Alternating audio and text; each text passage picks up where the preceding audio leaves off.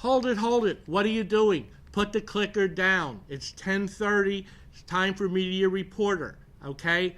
Law and Order started a half an hour ago, all right? Without a Trace started half an hour ago. You'll never figure it out. You missed House. I'm sorry, it was yesterday.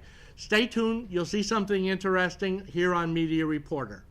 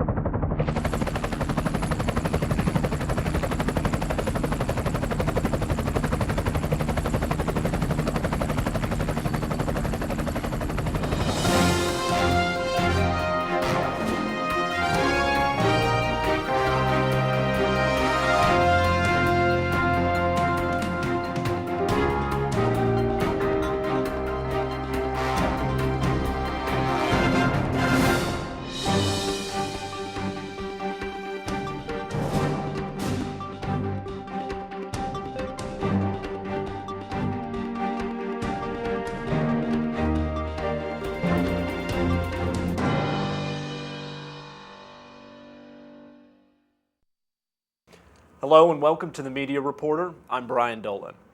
If you watch any channel other than this one, chances are you've seen dozens or hundreds of commercials in any given day. You might not have thought before about what makes a certain commercial suitable for a certain show, but these are exactly the kind of issues that today's guest, Anthony DiFrancesca, deals with daily. Anthony works for the ABC Network's Department of Broadcast Standards and Practices, and today we're honored to welcome him as our guest of the show. Welcome, Anthony. Thank you very much for having me, Bryan. Yeah. Anthony, tell our viewers a little bit about what it is you do in the Standards and Practices Department at ABC. Simply put, our job is to ensure that the commercials you see when you're watching ABC are fit for broadcast. Our formal mission is to ensure that commercials are truthful, accurate, tasteful, and otherwise compliant with ABC guidelines and industry guidelines. So that entails a whole host of issues. Primarily, we're looking at advertising principles to make sure that any claims in these commercials are substantiated. If we need substantiation sent from the advertiser, it's our responsibility to draft up reports, send to the advertiser requesting that substantiation. And then when we get that material, we have to review it and ensure it's adequate for a reasonable basis. Could you tell us a little bit, what does substantiation mean in commercials? Right. Well, an advertiser, when they make a claim, is supposed to possess already substantiation for that claim. In other words, they're supposed to have a reasonable basis for making that claim. In other words, when the advertiser sends us a script and we find a claim in it, it's presumed that the advertiser has already determined that that claim is reasonably supported. That includes that there's some reasonable, sound evidence supporting that claim. If it's a health or safety issue, there has to be scientific evidence supporting that claim. Would this be something like if, just say a cola brand, for example, if they were to say our cola tastes better than the other competitor, would that be a claim that's made in a commercial? Well, it would be our responsibility to determine in the context of that commercial whether there's a claim being made. A lot of that is sort of putting ourselves in the shoes of the viewer to determine whether the viewer is going to take away from that commercial the message that there is a supported claim being made, a supported representation being made. It's a very case-by-case, context-based review on our part. So it's quite difficult to pose a hypothetical and give a general statement back. But if we were to determine that there's a taste claim being made, we would certainly go back to the advertiser and request that the advertiser provide to us the basis for making that taste claim.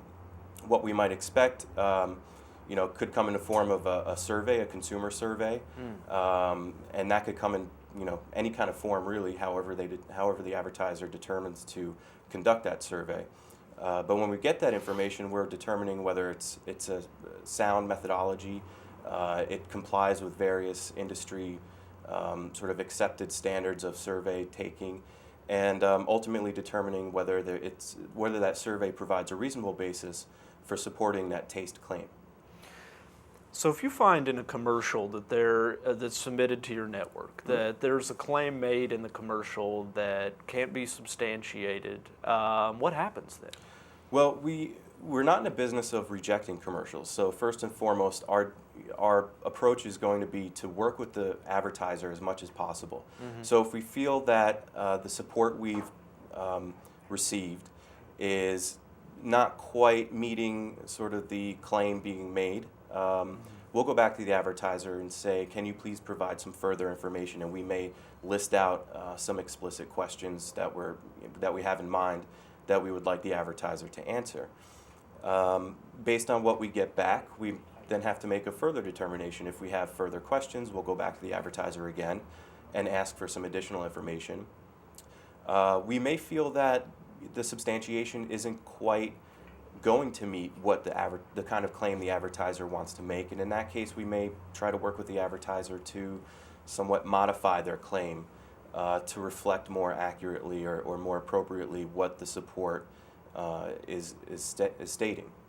So and it's a back and forth basis. Sometimes it can be done in a day, sometimes it takes several days, and it depends a lot on how the advertiser, what the advertiser's campaign, commercial campaign what they want to accomplish with that campaign. And like I said, if we can, we work with the advertiser as much as possible to get that commercial on air, assuming it is compliant with the advertising principles. Well, how long can this process take? You said it might be a few days back and forth, but from the moment a commercial is submitted to you from an advertiser, lead us through the process you take. I wouldn't say there's any real equation to it. Perhaps the only deadline there is when the advertiser wants to broadcast their commercial. And behind that is sort of the advertiser's campaign timeline. If they want a product to be introduced into the market, they want their advertising to be timely in that fashion. They might have a new slogan that they want to release, so their advertising campaign, their media plan is timed around that. So we have that deadline, but as far as determining how long it takes to support a claim, it'll take as long as it takes, really. And like I said, we'll continue to work with the advertiser for as long as it takes, and for as long as the advertiser is willing to work with us, basically to ensure that commercial is appropriate for air.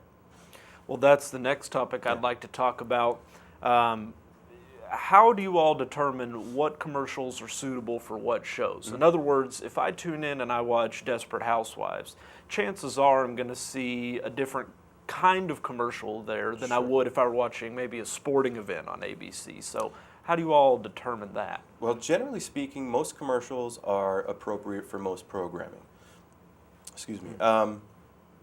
There are certain groups of commercials that are perhaps more appropriate for a certain type of programming, which you alluded to. It depends on the product, it might depend on the advertiser, and it might depend solely on the content of the commercial itself. For instance, beer, wine commercials, they are sort of restricted out of certain programming because either there's the demographic of that programming is not comprised enough of legal age drinking viewers. And also we make a determination as to whether sort of the audience that's attracted to a particular program may or may not want to see that type of or expect that type of advertising in that program.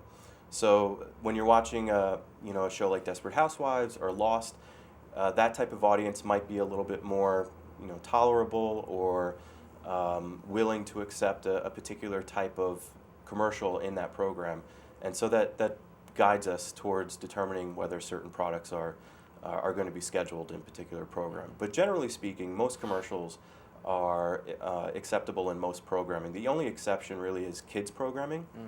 Kids programming has a very separate and distinct and legally based set of standards that have to be met for commercials to go in kids programming. So advertisers, when they are creating a commercial for kids programming, are doing it very specifically for kids programming. And usually that's not to say those commercials cannot air in general programming, but typically speaking, commercials that are intended for general programming cannot air in kids programming. Definitely. You've spoken a little bit about the content of these commercials, and I'm wondering, from a legal perspective, because I know that broadcast television like ABC has certain content restrictions on the kind of things that can or can't be said or shown on air, do those same rules apply to commercials? Yes. Obscenity rules apply to commercials. Of course, a lot of it is general appropriateness, which is an ABC guideline, and it's sort of a brand issue that ABC wants to uphold their brand value. And the flip side of that is that our viewers come to expect a certain quality of programming and quality of advertising that airs on our network. So we have all of these considerations in mind when we're looking at a commercial and determining whether it's A, acceptable, and B, whether it should go in general programming or whether it should be restricted out of other programs.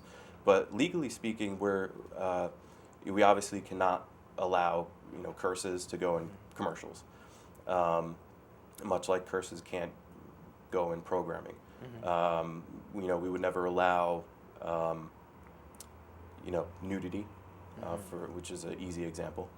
Just like there should usually and typically is no nudity in programming. But otherwise, it's largely a matter of appropriateness that we're considering when we approve and schedule commercials.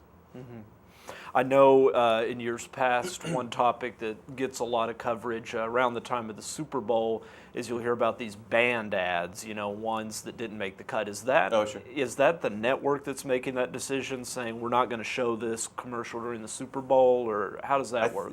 Well, I can't speak to the Super Bowl. I think ABC had the Super Bowl a year or two before I joined there, so I was never personally involved in that experience. But I think generally speaking, the network has the ultimate decision to determine what commercial airs. For larger broadcasts like that, it's possible that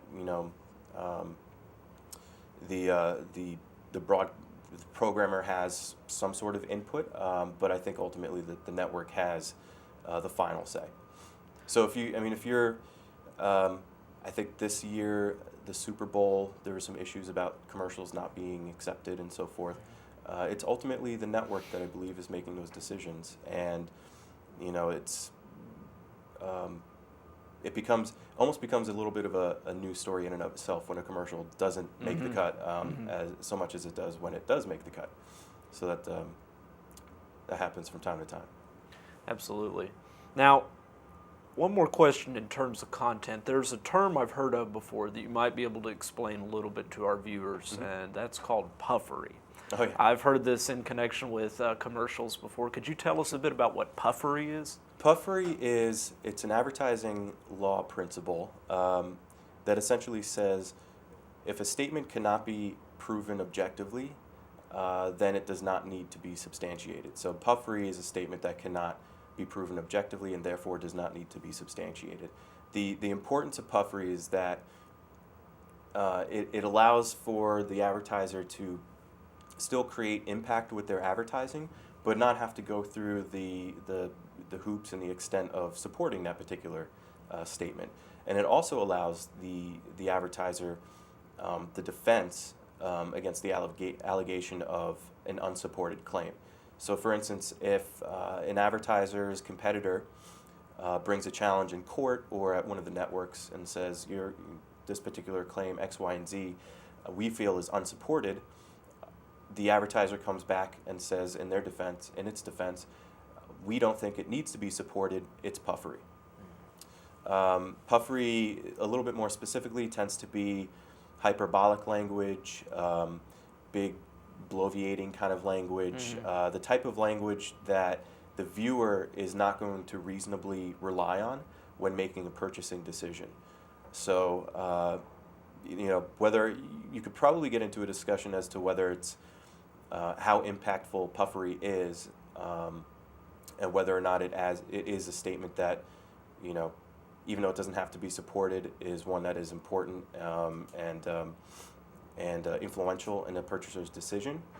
But legally speaking, puffery is a common, totally legitimate advertising tool, and it's one that an advertiser uses in its defense if it receives a complaint of having an unsupported claim.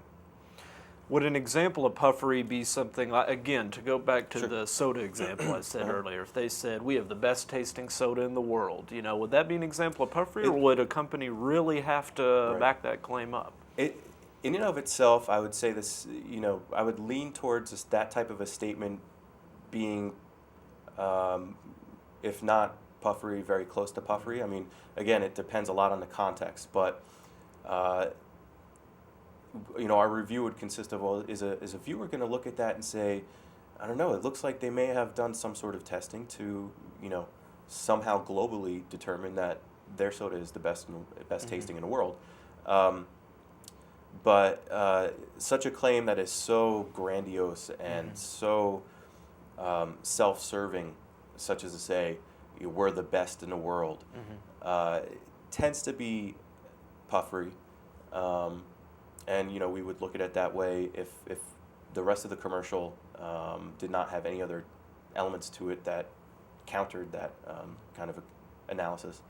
But those big bloviating, self-serving types of claims or statements tend to be puffery.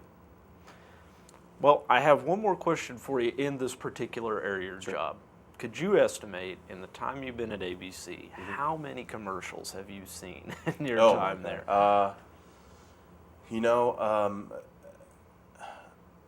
would be hard pressed to estimate. I kind of, looking back from time to time, I've thought, I wish I had some sort of tally that I could quickly glance at and say, I've looked at 2,000 commercials, 3,000 commercials, whatever it is. We also clear commercials for ABC Family, which means we're not only getting commercials for one network, but we're getting commercials for two networks. And there's some overlap of commercials between the two channels, but there's also a whole host of advertisers that advertise only on ABC Family, so we have those additional commercials that come across our desk as well.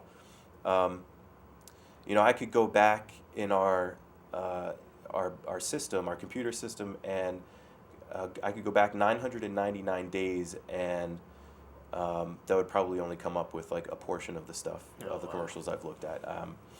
But it's a little difficult too because we get a lot of revisions of commercials. So we may look at a commercial the first time around. The second time we get a revised version, which is it may just have a color change. It may just have a slight change in voiceover. And so, it counts as two commercials, but the second time around, it's a little bit easier to go through because all the substantive elements of the commercial have been reviewed and considered. But a lot of commercials have come across my desk. It's safe to say you've seen a lot, and you're not allowed to press the fast forward button on your TiVo when you're watching them. I actually don't even have TiVo, but that's one of the topics in the industry is TiVo and be able to count commercials for the people who watch TiVo. Yeah. Well, there's another aspect of your job that we've discussed prior to today that I wonder if you might tell our viewers a bit about, and that is the tape delay, the delayed broadcast that you sometimes oversee with sports on ABC. Could you tell us a little bit about what that entails? Part of our responsibility is related to the need to avoid obscenities and indecency going over the air is to monitor various live broadcasts. And largely that consists of the sporting events that you would see on Saturday and Sunday, which are ESPN on ABC branded sporting events. What happens is the members of my team are assigned sort of in a rotating schedule to work either Saturday or Sunday, whenever the event is. And we go to the station. There's a small room in the basement of one of the buildings where all the operations and equipment are. And we literally just watch the program. It's not quite as leisurely as being in your own house because you're really paying attention for, even the slightest sound of something going over air that shouldn't. And even you're looking, when the camera pans across the audience, you're trying to look at every single T-shirt to see that there isn't something written on a T-shirt that shouldn't go over air, or if someone's sticking up a middle finger or something like that. So we sit there, we watch the entire program. We have a button for audio drops and a button for video drops, and we work on a 5-second delay. So we essentially hear the incoming feed, which is directly from the site of the event, and then in the other ear we hear the outgoing feed, which is the feed that the viewers hear, which is 5 seconds later. And we have that 5-second period to make a determination as to, should I press this button, which button should I press, and for how long, and so forth. Yeah. Well, I've noticed, over the past few years and a few broadcasts that I've watched, maybe on the sidelines of a football game, for example, maybe the coach or somebody like that says something that you all deem inappropriate, Right. and the audio might cut out for a few seconds. But you were saying earlier that sometimes you do a crowd shot and somebody gives the finger, maybe they have something inappropriate on their shirt. Sure. What happens when you drop that video out? How does that look visually on the screen? There is a recorded feed that's looped, typically a general crowd shot that'll be dropped in place of the visual that we need to take out, essentially. So if it's done well enough, you might not even notice. It might just look like a cutaway to the crowd. And I would say, typically speaking, the video drop is a little bit more of a rare occurrence than the audio drop. So you might not notice a video drop if you're watching so much as an audio drop when the entire sound goes silent. And we don't use a beep just because it's a little obvious and perhaps disruptive to the broadcast. But as you mentioned, if you hear the audio go completely silent, it may be because we dropped something. Maybe it's a technical issue, but it's likely because we dropped something we found inappropriate over air. Well, let's say hypothetically something slips through, Sure. The F word or whatever on video. What kind of legal issues are you looking at once that happens? Well, those situations are sort of above and outside my pay grade. The upper management, I guess, would have to deal with that. I honestly don't even, I wouldn't even know where to begin with what happens and what sort of processes go in place. But, it's something that I guess we deal with if it ever happened. But it's a little bit outside my purview to deal with that. Well, maybe I could ask, could it affect the kinds of commercials, sponsors you have for your programs? Could such, I'm thinking of the Janet Jackson incident at the Super Bowl a few years ago, and you heard about a lot of advertisers, thinking about, are we going to continue to advertise on this network? Could such a similar thing happen during? It's, I wouldn't say it's impossible. I think there's a lot of elements that would have to come together for that to happen, and it would ultimately be up to the advertiser to make that determination if they want to sort of change their buying plan. But I think, first and foremost, the advertiser looks at the programming that ABC offers, whether it's the scripted programming, the reality programming, or the sports programming, and says, looks at our attendance, looks at our viewership, and says, look, we know that if we put our commercial on ABC or an ESPN on ABC branded programming, viewers that we want to see our product are going to see it, and they're going to be interested in our product because we know they're watching ABC.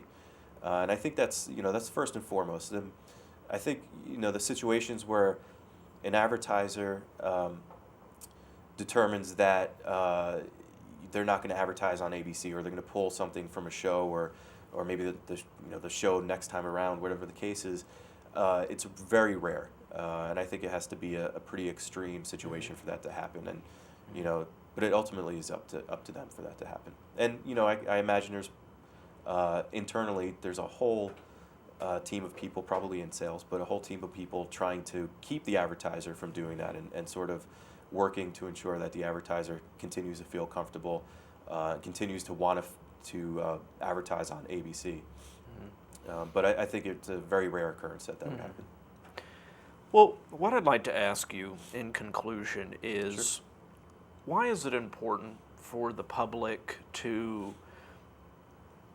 that appropriate commercials are going out and that the right claims are coming forth? You know, Right. how does this affect the general public? Well, a lot of people watch network broadcast, and it's a combination of a brand value thing that ABC needs to or wants to maintain, and part of that, the flip side of that, is ensuring that their viewers, ABC's viewers, are, you know, in a sense being treated like good customers. Really, I mean, we don't want to put anything out there that's going to harm our viewer. We don't want to put anything out there that's going to, you know, make our viewer feel very uncomfortable or perhaps insult our viewer. And a lot of that has to do with what the viewers come to expect from ABC, you know, throughout history, really, the history of the channel. There's a certain expectation that has sort of been solidified and established, and that continues to be put forth by the current programming and future programming that ABC puts on its air.